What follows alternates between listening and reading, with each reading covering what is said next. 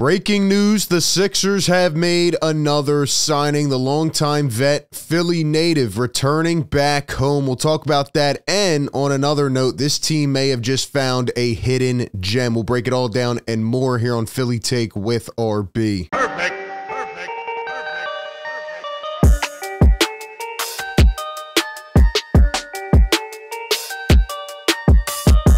What is up, everybody? Welcome into the show. You know the drill. Drop a like if you enjoy these videos and subscribe to the channel. Don't miss any of the coverage. The Sixers finally won last night. That's right. They got back in the dub column.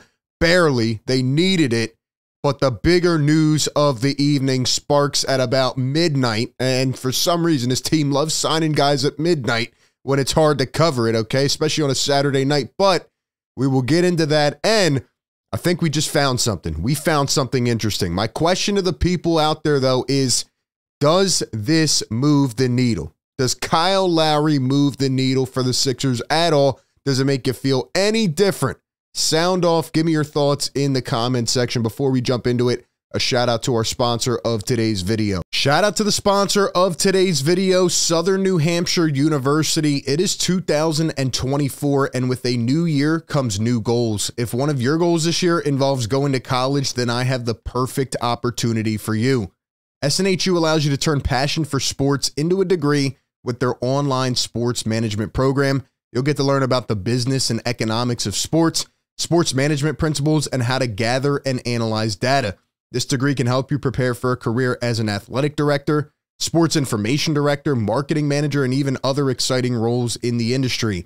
You'll get to tap into SNHU's network of grads working in sports-related organizations. You'll even get to take advantage of an internship or experiential learning course within the field. SNHU has one of the largest accredited nonprofit online degrees in the country. They are radically affordable, and their online tuition rates are some of the lowest in the nation. So go down to the description right now of this video, click the link, go to snhu.edu/PhillyTake to request free info about the program and start your new year off on the right path. Upon request, a real person will even hop on a call with you to discuss how the program can benefit you personally. Once again, check it out. Click the link down below, snhu.edu/PhillyTake. All right, man, let's jump into it. So, as you probably have heard by now, late last night, the Sixers go out and they agree to a deal with Kyle Lowry. The figure on that is $2.8 million on a contract buyout. I think he was on like a $29 million deal this year with Miami. Obviously, he was traded to the Charlotte Hornets, where he never even suited up because he said, why am I going to play for that team? All right, 37 years old. Philly native. He grew up right in Philadelphia and he went to Villanova. It felt like at some point in his career, he was going to end up on the 76ers. Now, again, I wish it was like 3 years ago, right? That honestly would have been perfect. That two-man game with Kyle Lowry and Joel Embiid. Obviously, he's gotten up there in age. He still has had a couple pretty good runs recently. But again, as you get older, you're more injury prone. 37 years old. Is he washed? Does he have anything left? I think this is a beneficial move for the Sixers, but I'm not sure it moves the needle.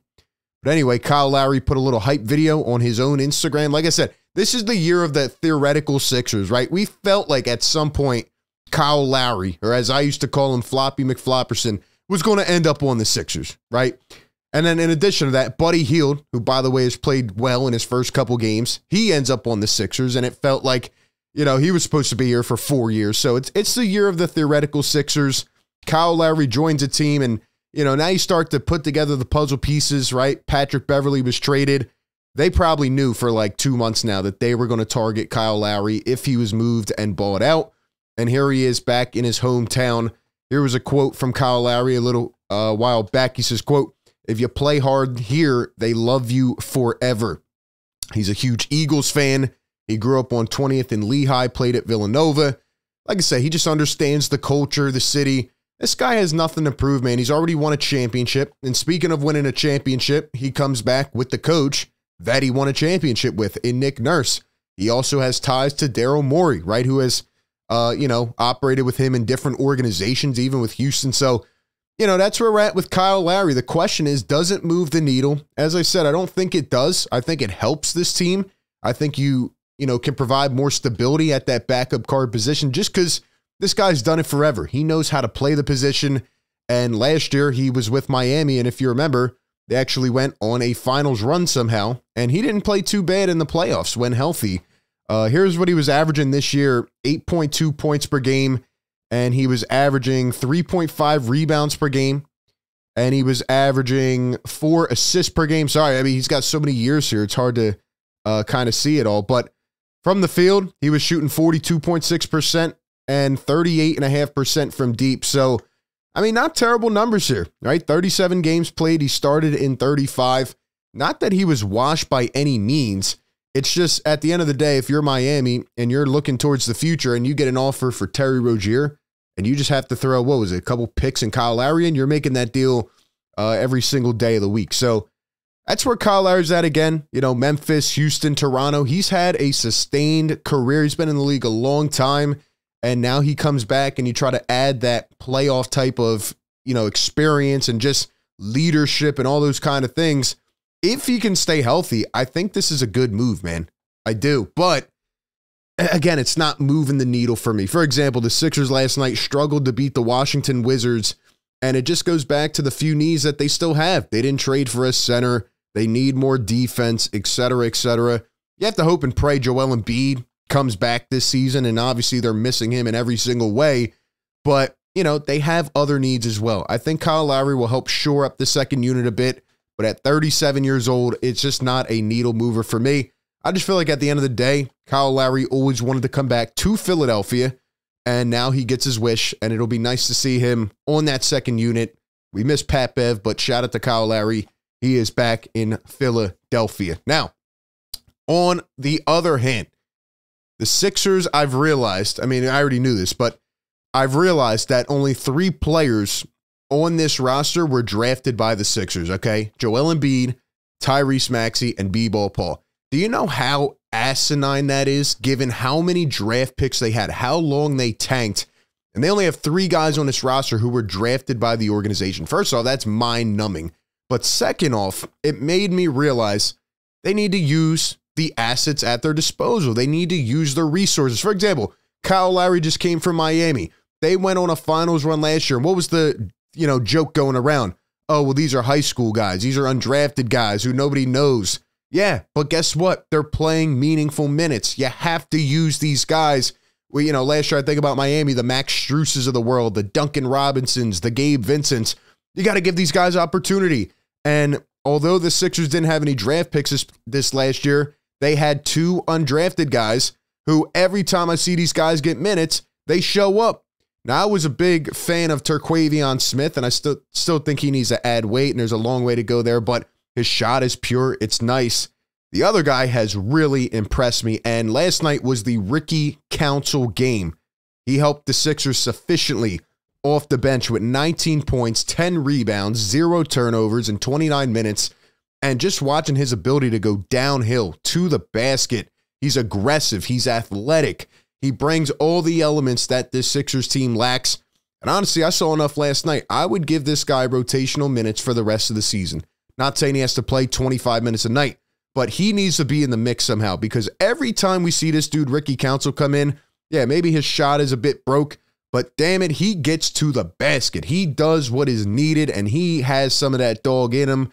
Speaking of which, last night they asked him about his approach, and man, this is one of my favorite quotes right here. He says, quote, "I feel like I'm a dog. I feel like a lot of people say it, but not a lot of people are about it. I'm about it." That is the mentality that you need as an undrafted player to go out there, make your name, and cement yourself as a potential bench piece. This guy wants it, man, and the way he played last night, it just kept feeding. It just kept fueling that fire. And people were really excited. Now, I don't want to go over the ledge and say he's some type of great, 6th man or 7th man, but damn it, he deserves some minutes. The way he played last night, the lack of depth right now, especially after the trade deadline on this roster, there is no reason that Turk Smith and Ricky Council should not be playing. And the Sixers had a couple roster spots still available after the Kyle Lowry trade. They have 2 open roster spots.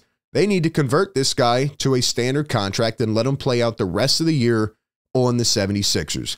Spencer Dinwiddie signed with the LA Lakers yesterday, and I figured he was going to go there or Dallas.